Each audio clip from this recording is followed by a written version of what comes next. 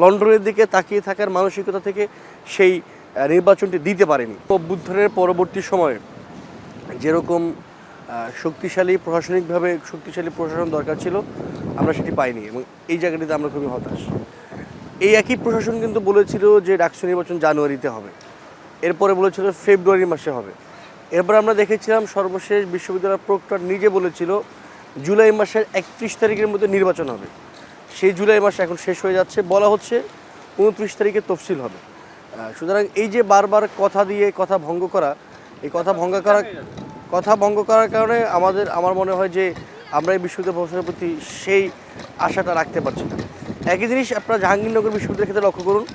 জাহাঙ্গীরনগর বিশ্ববিদ্যালয়ের ক্ষেত্রে প্রথমত যেদিন তফসিল ঘোষণা করার তারিখ ছিল, সেদিন আমরা দেখলাম বিশ্ববিদ্যালয়ের প্রশাসনিক ভবনের সামনে ছাত্রদল বিক্ষোভ করেছে এবং সেই বিক্ষোভের ফলে প্রশাসন আর তফসিলটি ঘোষণা করতে পারেনি বা ঘোষণা করেনি। এবং এর পরবর্তীতে আমরা যেটা দেখেছি যে বিশ্ববিদ্যালয় প্রশাসন নানাভাবে নানা কারণে যে নির্বাচনের ডেট ছিল সেই ডেট থেকে সরে এসছে। এবং এই যে একটি নির্দিষ্ট দলের চাপে পড়ে বিশ্ববিদ্যালয়ের একদম যেই কাজটি প্রত্যেক বছর রুটিন মাফিক হওয়ার কথা ছিল, ফেসিবাদী সময় সেটি হয়নি, 90-এর গণঅভ্যুত্থানের পরেও সেটি হয়নি। সেই বিশ্ববিদ্যালয়ের প্রত্যেক বছরের রুটিন মাফিক কার্যক্রম থেকে সরে আসা একটি নির্দিষ্ট রাজনৈতিক দলের চাপে পড়ে, এটি বাংলাদেশের জন্য বা গণঅভ্যুত্থানের যে কমিটমেন্ট, সেই কমিটমেন্টের প্রতি আমরা মনে করব যে কমিটমেন্টের থেকে সরে আসা বলতে চাই। এবং এই কাজটি বিশ্ববিদ্যালয় প্রশাসন বারবার করছে। তারা বারবার আগে যেমন বিশ্ববিদ্যালয়ে ভিসি প্রক্টর নিজেদেরকে আওয়ামী লীগের কাছে ইজরা দিয়ে রাখতো, একইভাবে আমরা এখন লক্ষ্য করছি বিএনপির দিকে ইজরা দিয়ে রাখে। ডাকসু নির্বাচন হবে কিনা বা জাকসু নির্বাচন হবে কিনা, এই হওয়া না হওয়ার সিদ্ধান্তের জন্য তারা লন্ডনের দিকে তাকিয়ে থাকে। আমরা যেমনটা দেখেছি অন্তর্বর্তীকালীন সরকার বাংলাদেশের জাতীয় সংসদ নির্বাচন কবে হবে না হবে সেজন্য লন্ডনে গিয়ে বৈধতা নিয়ে এসছে।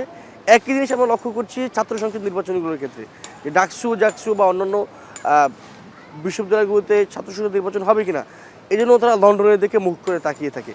এটি একটি স্বাধীন সার্বভৌমত্ব এবং গণ অভ্যুত্থান পরবর্তী, যেখানে প্রায় 2000 ছাত্র জনতা শ্রমিকরা রক্ত দিয়েছেন এবং সেই রক্তের মধ্য দিয়ে আমরা ইতিহাস লিখছি এবং সেই ইতিহাসের মধ্যে আমরা বসবাস করছি।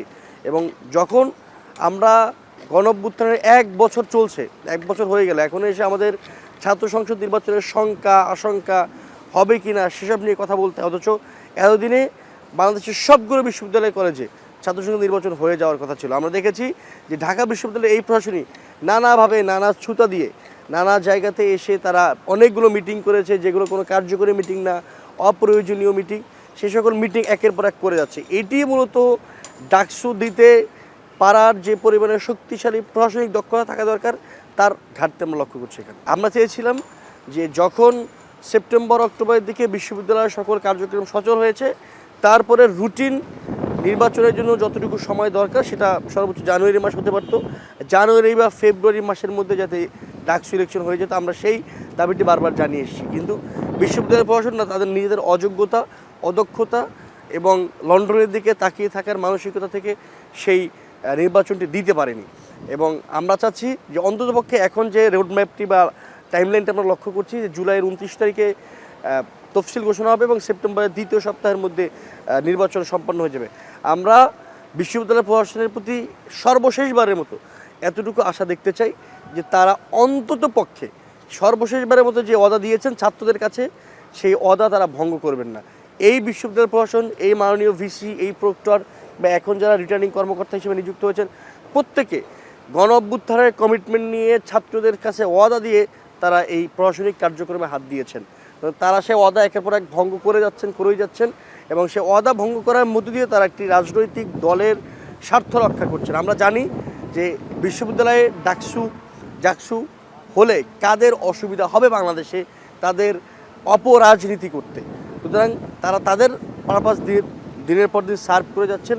আমরা চাইব না বিশ্ববিদ্যালয় প্রশাসন আর একই কাজ দ্বিতীয়বারের মতো করে করুন। নির্বাচনে বিশেষ কাউকে সুবিধা দেওয়া হয় না।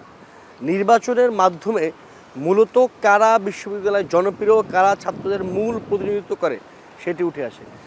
আমরা সর্বোচ্চ দাবি জানাতে পারি যে নির্বাচনটি যাতে স্বচ্ছ হয়, অবৈধ উপায়ে নির্বাচন না হয়।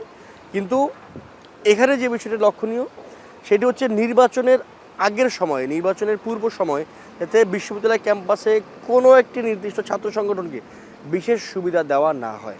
যেমন আমরা গত বছরের 16 তারিখে মানে 16ই জুলাই রাতে বিশ্ববিদ্যালয় ক্যাম্পাসে একটা সবার ঐক্যমতের ছাত্রদের ঐক্যমতের কমিটমেন্টে এসেছিলাম যে হলে এবং একাডেমিক এরিয়ায় যে অশুভ অপরাজনীতি আমরা বিগত 16 বছর ধরে ক্যাম্পাসে লক্ষ্য করেছি সেটি আর করতে দেওয়া যাবে না। সুতরাং বিশ্ববিদ্যালয় প্রশাসন যদি সেই কাজ কাউকে করতে দেয় নির্বাচনের আগের সময়, তাহলে আমরা মনে করব বিশ্ববিদ্যালয় প্রশাসন তাদেরকে বিশেষ সুবিধা দিচ্ছে ডাকসু নির্বাচনে জয়ী হওয়ার জন্য। সুতরাং নির্বাচন কাউকে বিশেষ সুবিধা দেয় না, এবং নির্বাচনের আগে পক্ষপাতিত্ব যদি এই প্রশাসন দুষ্ট হয়ে থাকে তাহলে কোনো একটি নির্দিষ্ট দল বিশেষ সুবিধা পেতে পারে। একই সঙ্গে আমাদের লক্ষ্য রাখতে হবে যে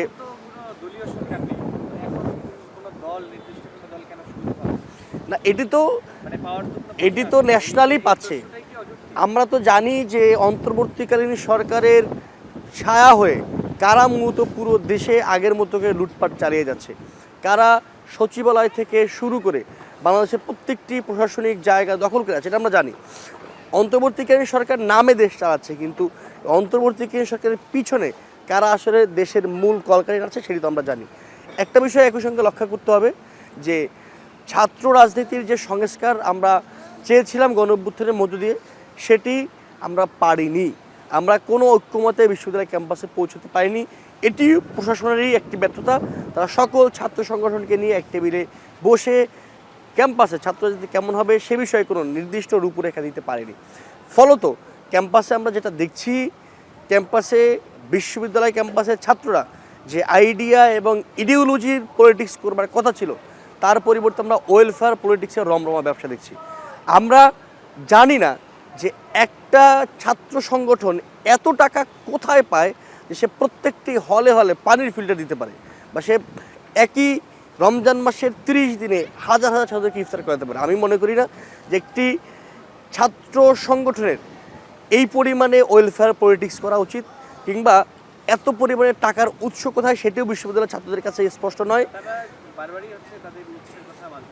এখন এইরকমভাবে তো আমিও বলতে পারি যে বাংলাদেশে 10,000 মানুষ বা 10,000 ব্যবসায়ী আমাকে ডোনেট করে, কিন্তু সেই ব্যবসায়ীরা কারা, সেই ব্যবসায়ীদের নাম প্রকাশ করতে হবে। এবং এই ব্যবসায়ীদের নাম প্রকাশ না করলে মানুষের এই যে এই ফান্ডিংয়ের পিছনে তো একটা ইডিওলজিক্যাল ব্যাপার থাকে যে আপনি তার ইডিওলজি সার্ভ করবেন বা তার পলিটিক্স সার্ভ করবেন।